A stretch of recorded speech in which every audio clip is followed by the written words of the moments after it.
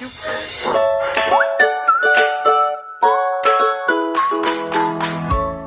Carpool Crew.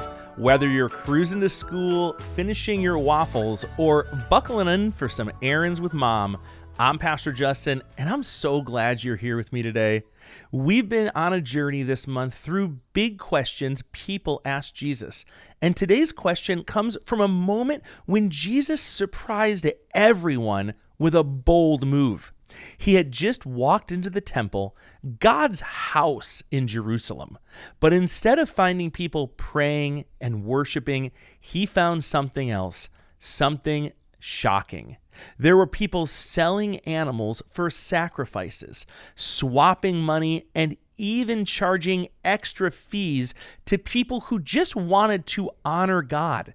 They had turned God's house into a marketplace, and they were taking advantage of worshipers who had traveled from far away to be there. So, what did Jesus do? He didn't just shake his head and storm off. He calmly left, braided a whip, which took hours, then came back, and when he did, oh man, Jesus flipped tables. Literally, he turned them over. Coins flew everywhere. He cleared the place out. The temple wasn't just a building. It was huge, 5 football fields long. There were special courtyards, places for priests, and room for thousands of people who gathered during special holidays.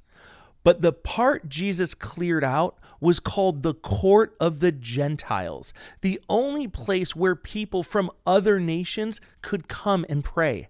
And it had been turned into a noisy, crowded marketplace.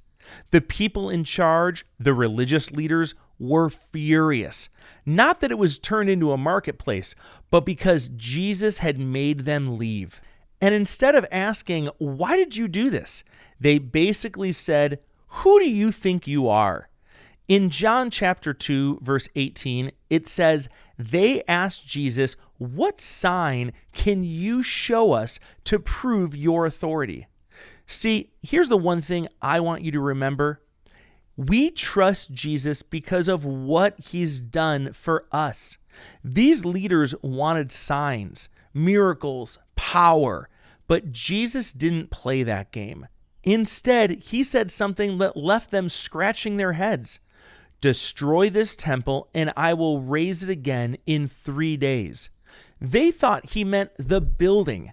I mean, imagine trying to rebuild something the size of 5 football fields in 3 days. No way that's going to happen. But Jesus wasn't talking about bricks and walls. He was talking about himself. His body would be destroyed on the cross, but 3 days later, he would rise again. Think about the cross, the resurrection, or even the ways Jesus has helped you in your life. We trust Jesus because of what he's done for us. He showed us love in action, and that's more powerful than any sign. Thanks for riding along this month.